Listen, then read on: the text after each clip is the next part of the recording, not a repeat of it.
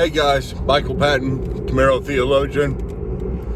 This time I want to talk to you a little bit about myself. Maybe some of you are just kind of wondering who I am. I'll tell you about my theological positions later in a different video where I go through all the, main theological positions where I stand. But I just kind of want to get personal and tell you about my life. Maybe this is a testimony, people call it a testimony, what you tell about yourself and how you tell about your life. Well, let me tell you about early life. My life started with, I remember mainly my mother. My mother was a incredible mother. She's still alive. She had a brain aneurysm and she's been in a home for a long time. She can't really think very well, but she was just an incredible influence to me and my sisters. I've got 3 sisters, Christy, Lindsay, and Angie. And all of us grew up under my mother. My father was a good father in a way. I mean, he provided for us. I didn't know him well, didn't ever really talk to him. He's a very quiet, stern man, just, of the day. I mean, the baby boomers' day, that's just the way they were. My dad was the quintessential dad in that sense. And so I didn't know my dad very well. I'm not sure whether he was a believer. He died not too long ago. But my mother was a great influence. She gave me Jesus. She told me, her main goal was to make sure all of us were believers. And as long as that happened, she was happy. And she read the Bible to us. Called on us to read the Bible all the time. I did. And I don't remember when I trusted Christ. I mean, the thing that I often say is, I just don't remember when I didn't trust Christ. I just always have trusted Christ. I remember whenever I was little, about 9 years old, I gained a lot of weight. A whole lot of weight. And this lasted until I was 13. And I was, it was hard for me as a kid. But I did have some good friends, and I prayed to Christ all the time because it just hurt me that I was overweight, and people made fun of me and how hard it was, especially because my family. My mother was beautiful. My sisters were absolutely stunning, out of this world, still are. And I lived in a family of beautiful people, and I was just the not beautiful one. That was hard. And, I wanted so bad to be like them. And I wanted so bad to please my father.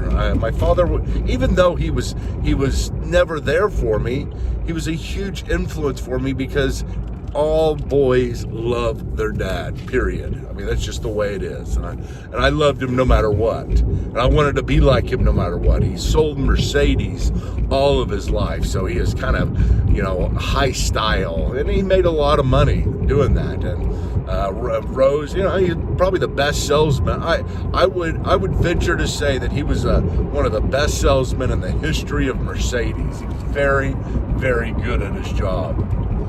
And, he was kind of a cool guy, I thought. At least in my mind, he was a cool guy. And I loved my mother, and she was a Christian and a believer.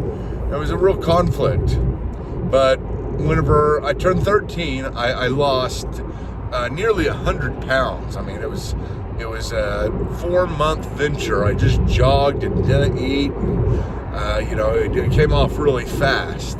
And then all of a sudden, felt like I was like the rest of the family. And I really wanted to be cool. I had friends that used to get girlfriends, and, they'd have all their girlfriends, and one of these parties that one of my friends had was a boyfriend-girlfriend party, and I was the only one not invited. That was really, really hurtful to me.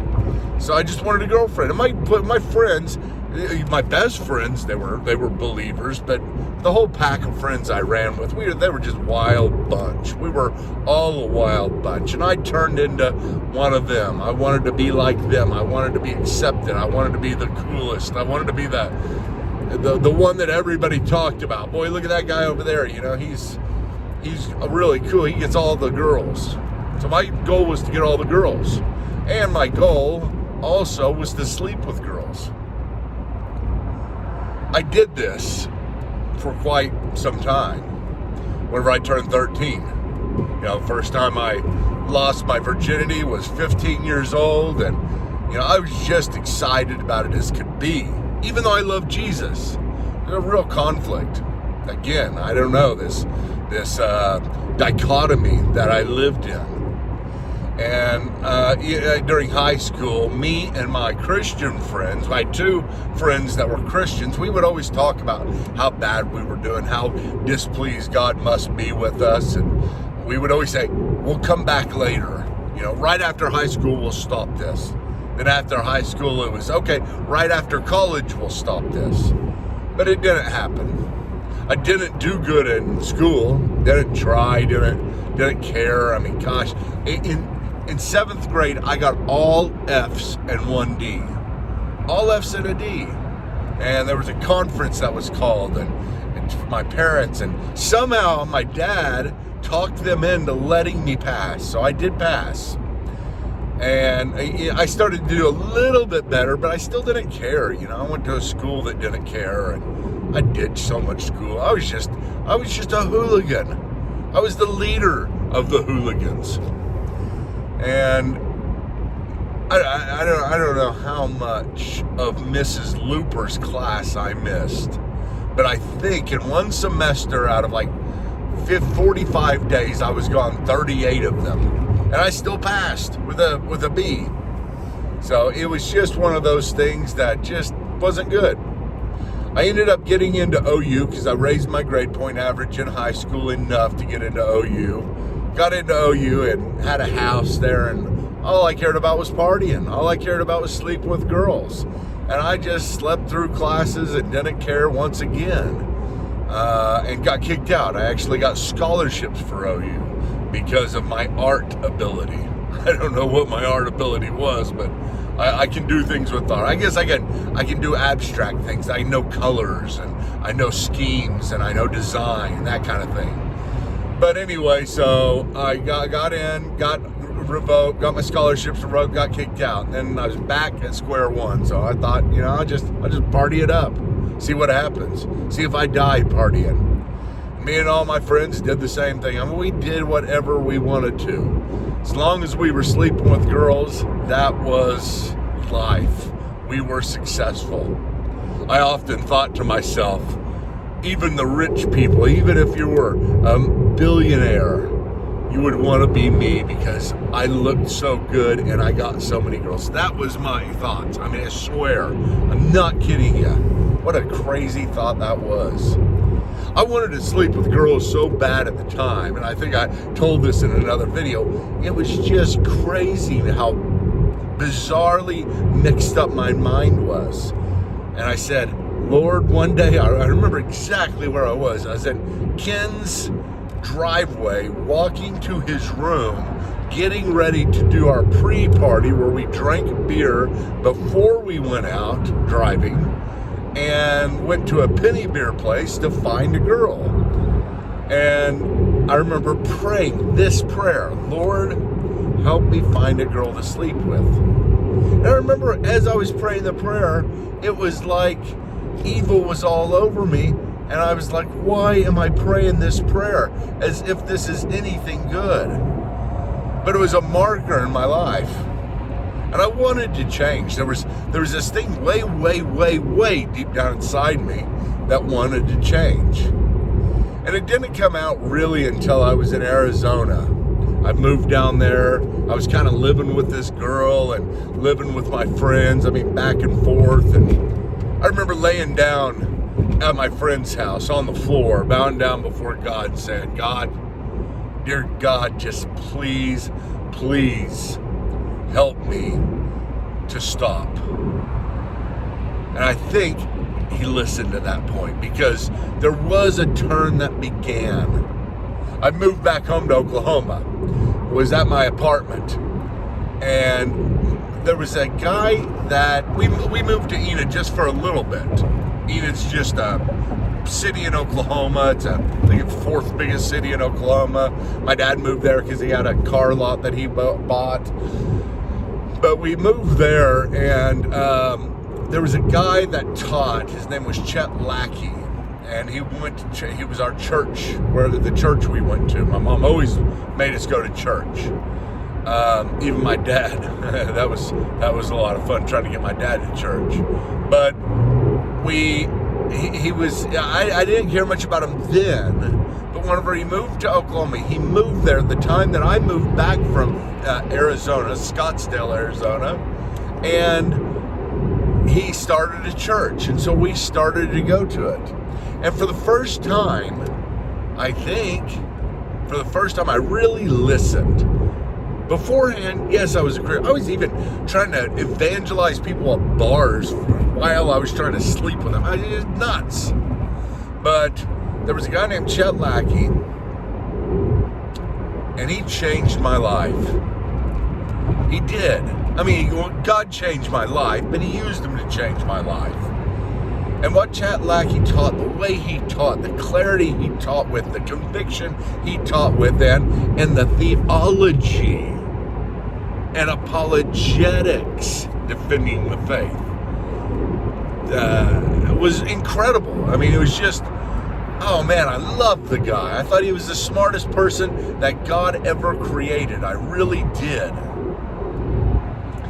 And I decided, I think I want to be like him. Not sure, but I think I want to be like him. And maybe it was his theology. Maybe it was the way he taught. I don't know. But listen to this.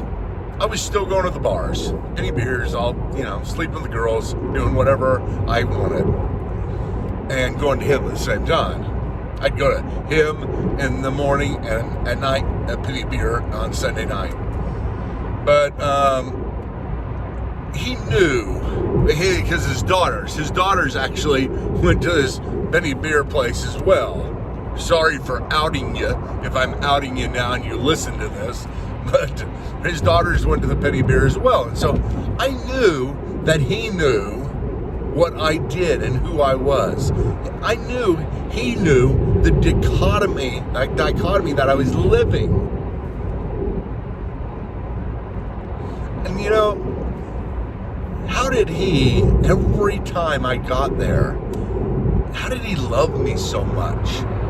I mean, you should have seen him. He came up every time with open arms. He would come to me. Truck pass. I would get to the church service, and he would be there. Just, Michael, come here. He'd give me a hug. He wouldn't say anything. He didn't want to take me aside and say, hey, listen, we need to talk to you.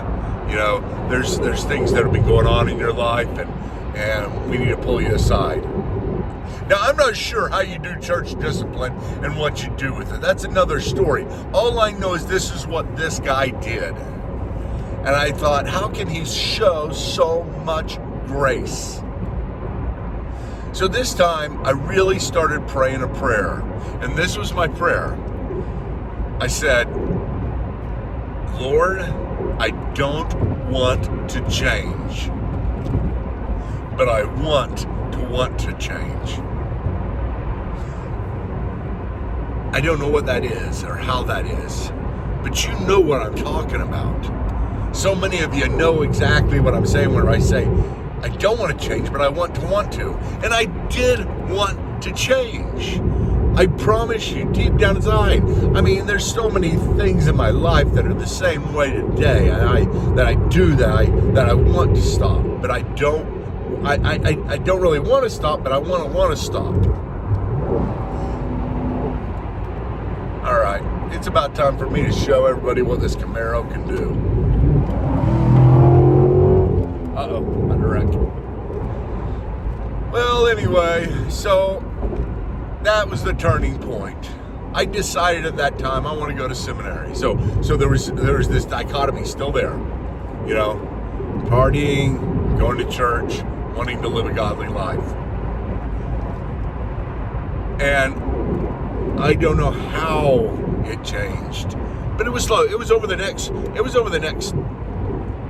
3 years. It was over the next 3 years that this happened. I mean, it was so long. God he didn't do it fast. He didn't do it overnight like I wanted him to. He didn't do it. This miraculous thing came over me. Boom! It's all over. It was such a slow process, and it was this growing desire within me to serve God more than to serve the world. And I don't know how you get to that point.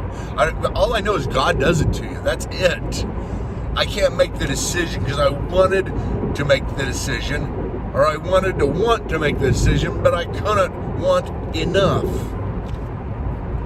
So it just grew. A desire grew within me slowly. Everywhere I went, I started telling everybody what Chet was teaching me. I remember with this girl that I was, doing things with I shouldn't have done, but I would have a Bible study with her beforehand. I know it sounds sacrilegious. I know it does. I don't know what to think of it even today.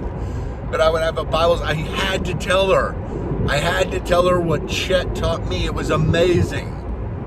And then I would do something with her. I would do something with her. It's like, I can't do this anymore. I can't do this anymore.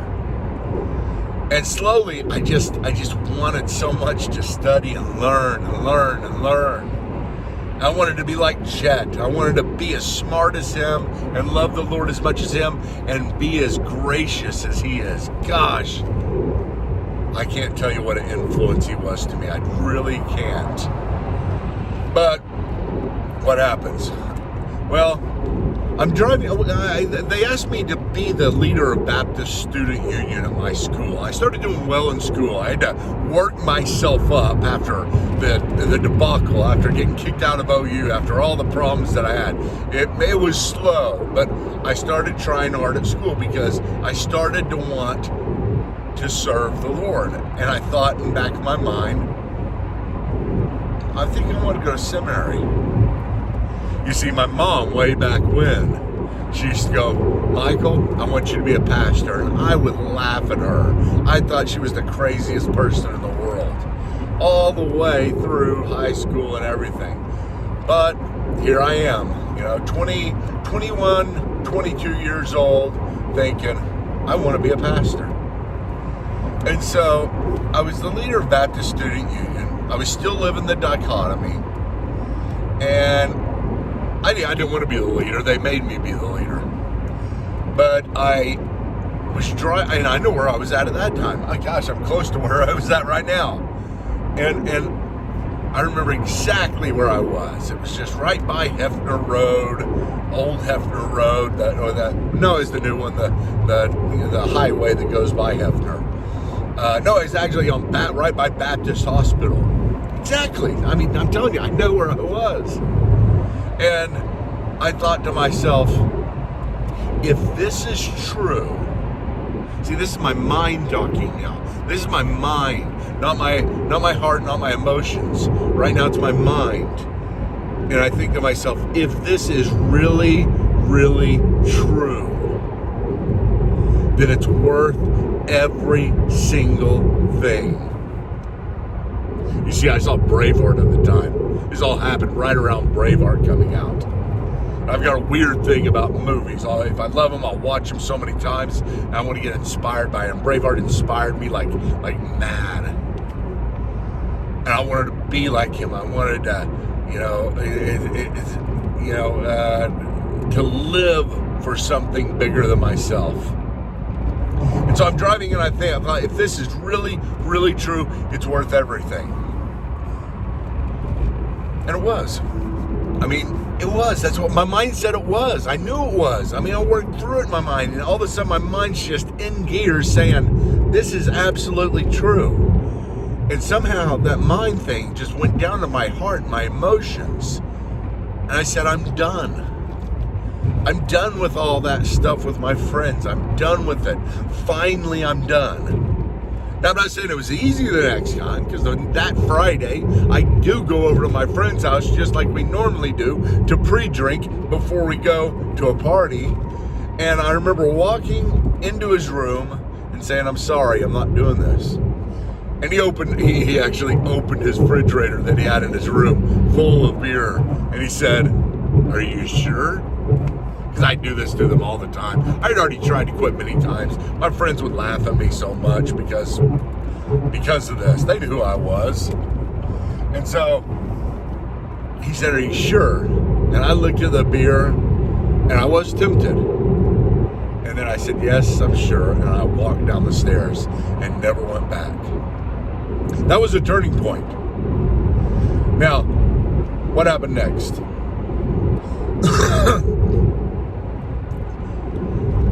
I was determined to go to seminary. I did everything I could from then on to go to seminary, to serve the Lord, to teach, and I wanted to be just like Chet.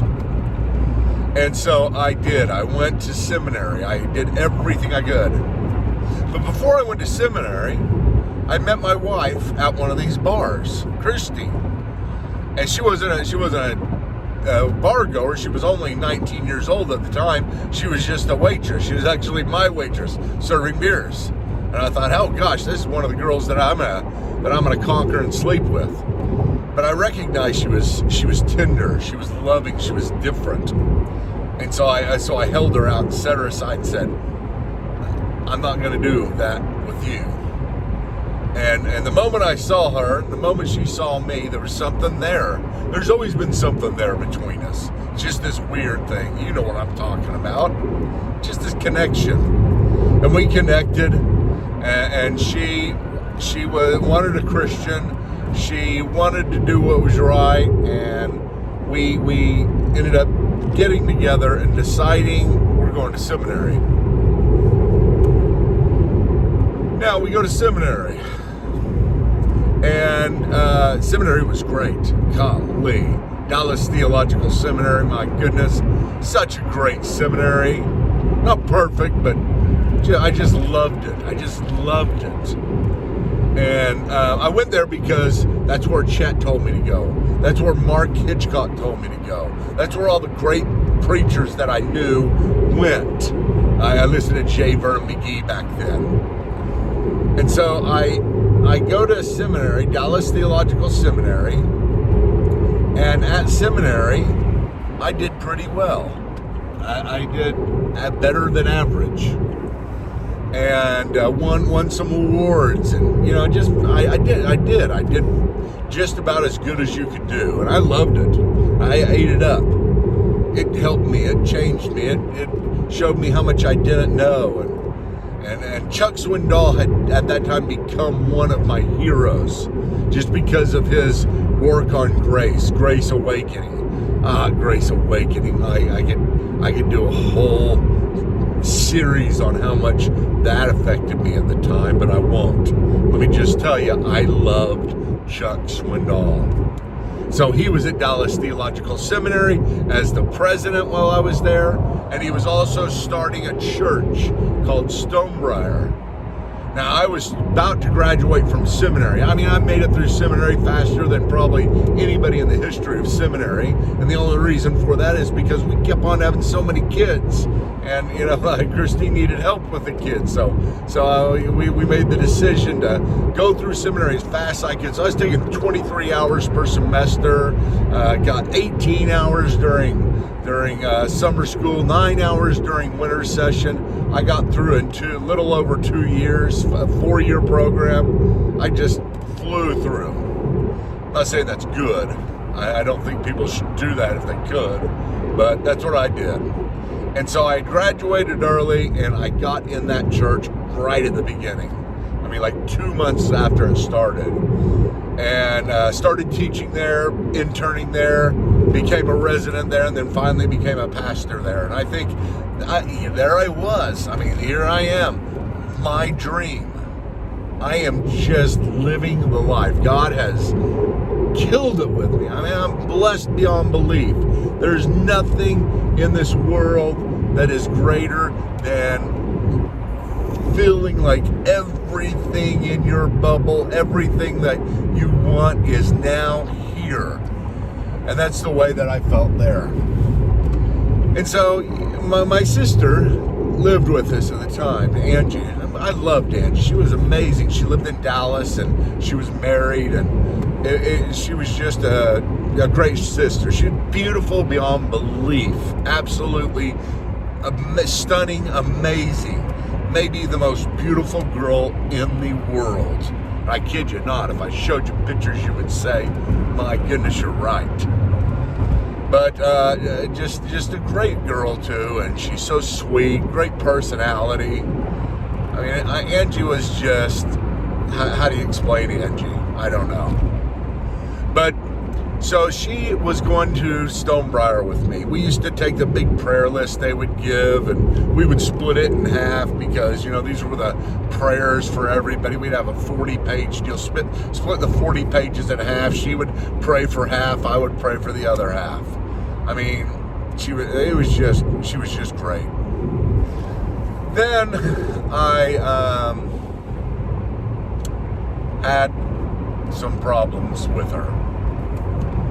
I mean, I didn't have problems with her. She had problems herself. Marriage problems. She had massive difficulties, and I don't know who's to blame. I really don't. I mean, I don't blame her husband or anything like that. He was what he was. I don't know. I didn't understand the circumstances of people. All I know is that Angie was having big problems with them. Angie had never experienced depression. She had never been unhappy. She was a strong woman.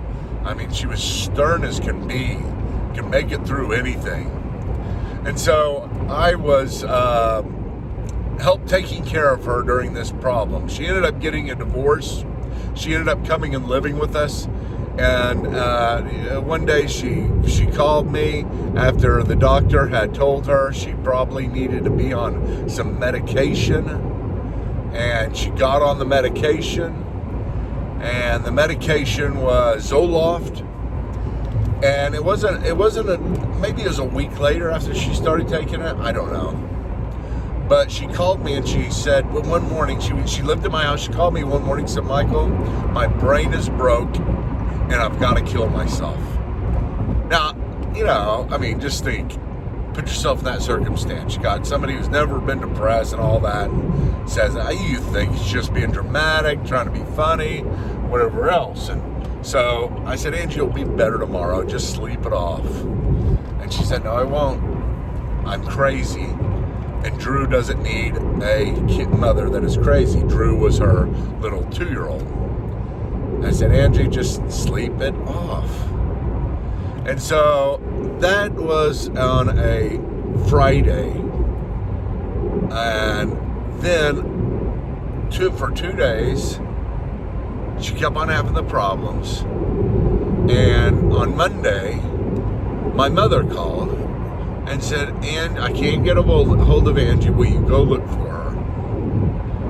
And so I go to look for her, and there she is.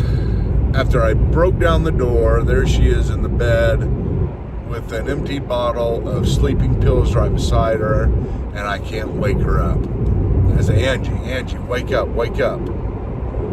And she can't wake up. And then finally, I got her to kind of open her eyes and start talking. I said, Angie, what did you do? Did you try to kill yourself? And she said, it was hard for her to say this. It was crying eyes saying this. And she said, yes. And so I rushed her to the hospital. They pumped her stomach, put charcoal in her stomach. She survived. And then she went to a mental hospital for a few days. At that mental hospital, that's all they can keep her for is 3 days. But somehow she got better and she got out. And so she came home and she was normal. And we actually laughed about it because she couldn't believe she did it. She don't know what happened to her because her brain just snapped. But somehow it just snapped back. And she was fine. So we're all relief. You know, we were like, whoa, that was a close one. Now we got to make sure her husband doesn't find out that this happened, because he'll get custody of Drew. That's just the way we were thinking at the time. Sorry, I mean, that's just it. So anyway, for the next year and a half, back up. She snapped out of it one day, and then the next morning she woke up, snapped right back into it. Back to, Michael, I have to kill myself. And so we didn't know what to do this time because we were scared. So anyway, I went over to my sister's house like 17 times to check on her, to see if she was okay, because, you know, I thought she was going to be dead every time. She also had 17 electrical shock therapies. I think 20 is the maximum you could ever go. I didn't even know they still did that stuff. Sticking things on your head and mouthpiece in and shock your whole body and make your brain forget things. Because that's what she wanted to do. She wanted to forget. She didn't want to remember, you know, the divorce and stuff like that. But I don't know. To make a very, very, very long, drawn-out story short, she ended up being found by me at a hotel, and she was dead. She shot herself. And so it was you know how hard that is on a family. I mean, suicide is such a dark thing, such a confusing thing for those who survive, the loved ones who are still around. Total confusion. So we lived in that confusion for a long time. I ended up going back home, quitting Stonebriar. They were very gracious to me about it all and understanding. And I had already started a ministry, the Theology program, and it was on the side teaching theology to lay people. And it had gone all around the world with Bible.org, so I could kind of support myself. And so I went straight back to Oklahoma and began to try to take care of my family. You know how it is. Everybody's just upset. And during this time, I didn't tell you, my mother, who blamed herself, who was totally confused about it all, she was just so depressed. Yeah, and you could just imagine, but she was so depressed, couldn't sleep. Her blood pressure went skyrocketing all the time, and it was just, she was healthy otherwise, but anyway, one day I got a call, and she had a brain aneurysm, and brain aneurysms are pretty darn bad. That it ruptured.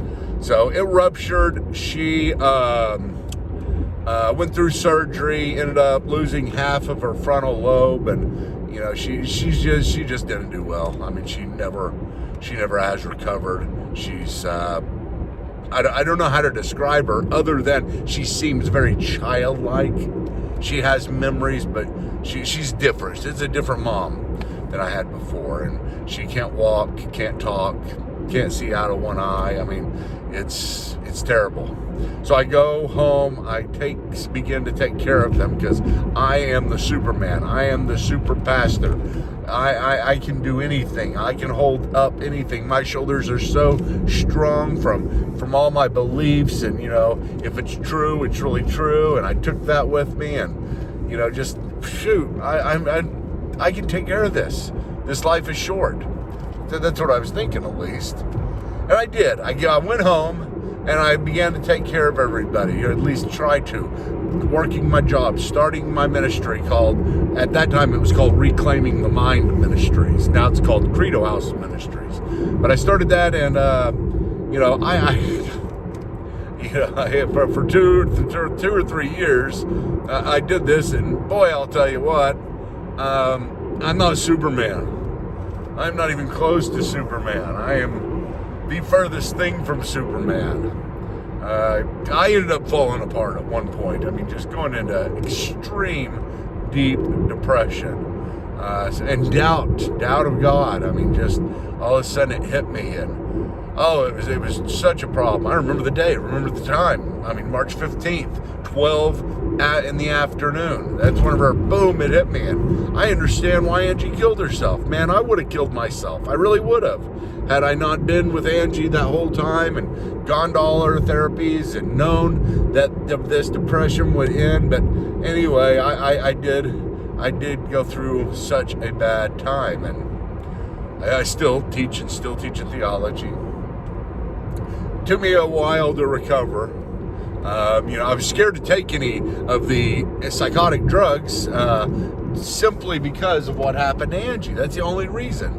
I know I'm not against them. I didn't want what happened to Angie to happen to me after taking some type of drug. So that's what I did. I said, I'm not going to take any drugs. And I didn't. And I ended up just staying in depression for a long time. Slowly began to move out of it. After a while, be able to live again. And, I was okay. So I went home even further. I was living at my house with my family. And then my dad had his big house, big land. And he was living there alone and taking care of my mother alone. So me and my family ended up moving in with my father because he was taking care of my mother alone, and he had a big house and big land, and it was great for my young family at that time. And this is around 2000 and I don't know, 12, and trying to take care of him because my father, he wasn't a believer, but he was very emotional about my mother and my sister, and started drinking very, very much. I mean, all the time, every night at a bar.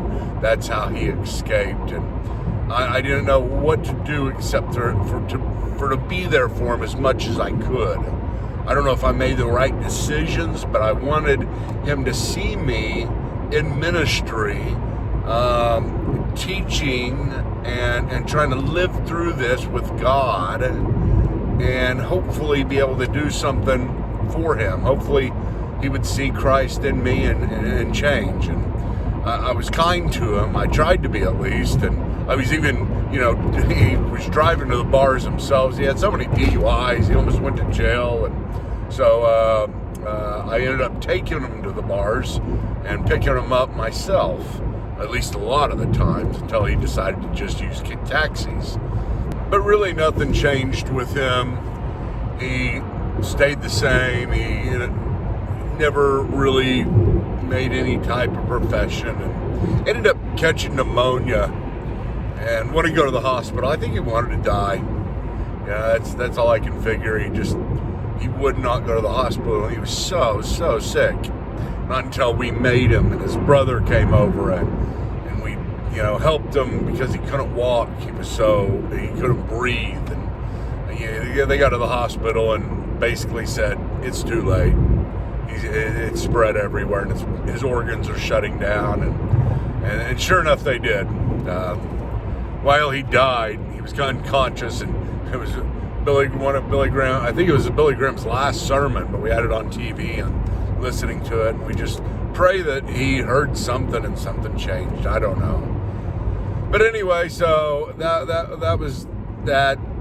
But while I was taking care of my mother, I have a bad back. I have degenerative disc disease. A lot of people have that, but I have a pretty severe one, or at least I did, and it hurt so freaking bad, and it was cutting off nerves into my feet, and I had to carry my mom, literally carry her, and she had gained so much weight, and carry her to the bathroom and carry her everywhere. My back started going so bad, and so I started taking hydrocodone.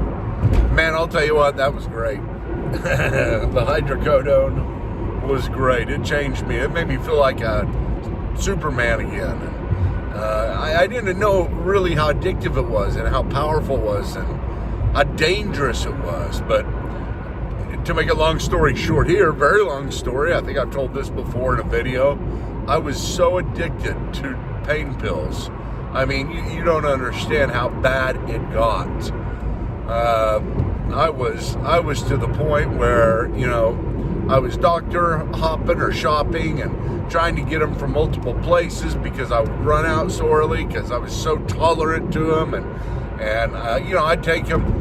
The excuse always was the pain, but in the end, it really was just to get back to normal, because I would go into such bad, terrible,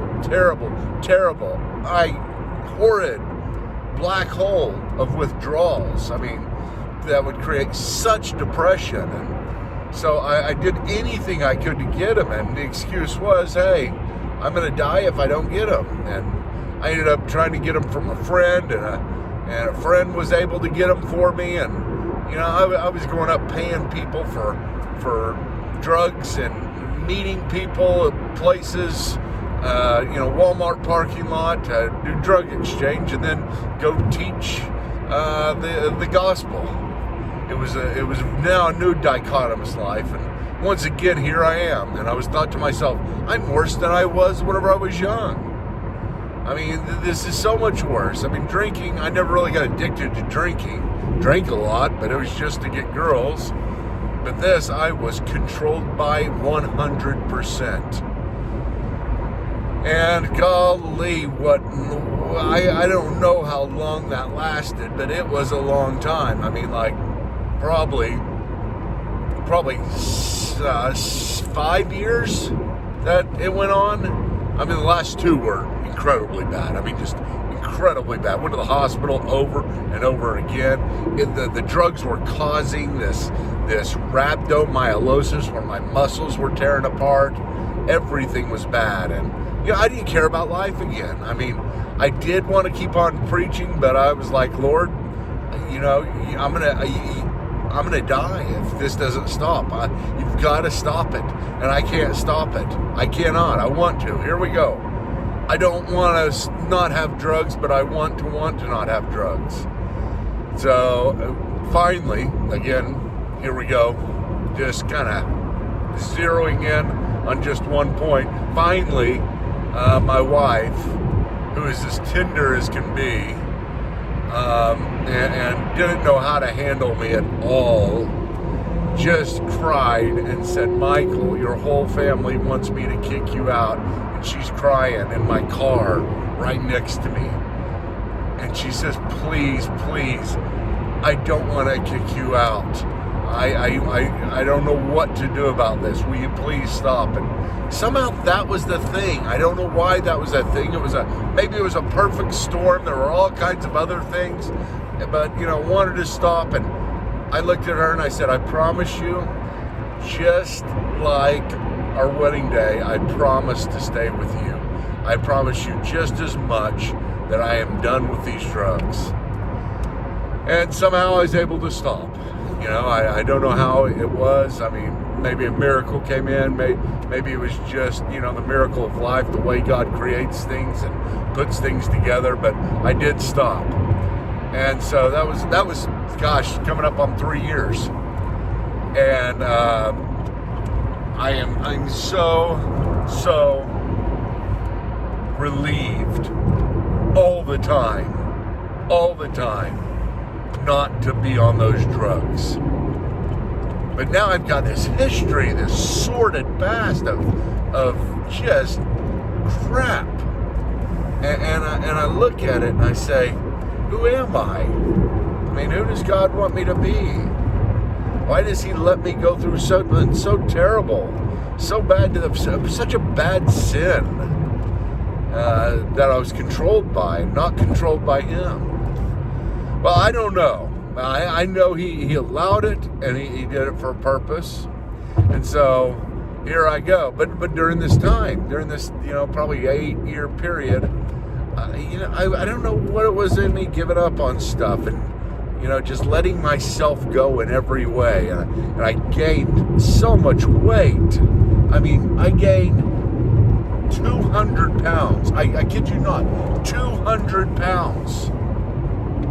And I got to a point where I thought, I've got to stop this. Everything's got to change. I got to, one step at a time. How do you eat an elephant? One bite at a time. Because I would always look at all my stuff, all my crap, all my bad word for crap. And I would say, it's too much. I got too much damage behind me to be able to get out of it.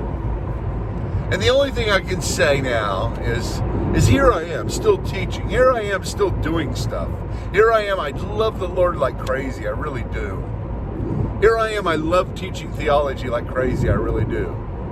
I want to be a pastor again. I want to be involved in a church, but I also want to do this. I want to teach theology and keep my ministry going because I love it so much. And so I'm taking a bite of the elephant. I've lost over 100 pounds now. It may not look like it, but I'm on my way. Hopefully I can keep on going, and I am committed to it. But it's difficult, and other difficulties have come into my life as well. And if I tell you about everything, it's your life too. We've all got this stuff, and I wish my testimony was like this. Here's how my mom used to teach, because she was a teacher of how to teach testimonies for the Christian Women's Club. She would teach them, tell them about your past, who you were, tell them about Christ and how he came into your life, and then tell them how you changed and who you are now. And who you are now is supposed to be this nice little, here it is, here I'm going to present to you a present that's all wrapped in a bow and nice. And here I am, giving my testimony, and in the end, I'm not a nice package. I don't have it all wrapped up in a nice bow, and I don't know that I ever will. I don't even know if it's God's will for me to. There's probably going to be another thing that comes up. I gotta keep on. And all I know is this: if there's a theme to my life that I see, at least right now, it's that I fall down a whole lot, but I do get back up. And I hope to always get back up whenever I'm down. That's my testimony. I hope that it at least lets you know about me, and then maybe somehow this box that's unwrapped and kind of beat up, you take it and you get somehow encouraged by it. So thanks for listening. Michael Patton, Camaro Theologian. Please subscribe to this channel. I don't do them this long normally. They're little short ones. Please, if you will, go to Credo Courses and buy something, credocourses.com, and buy something, and maybe give a little tip. Not a donation, because it's not a 501c3, but that's how we live, either off sales and a lot off the tips you give, because we give so much stuff away for free. That's my primary source of income. So I love you guys, and keep it up, and keep on getting up, even whenever the elephant is in front of you. Let's get rid of it one bite at a time until Jesus comes and takes that whole elephant away.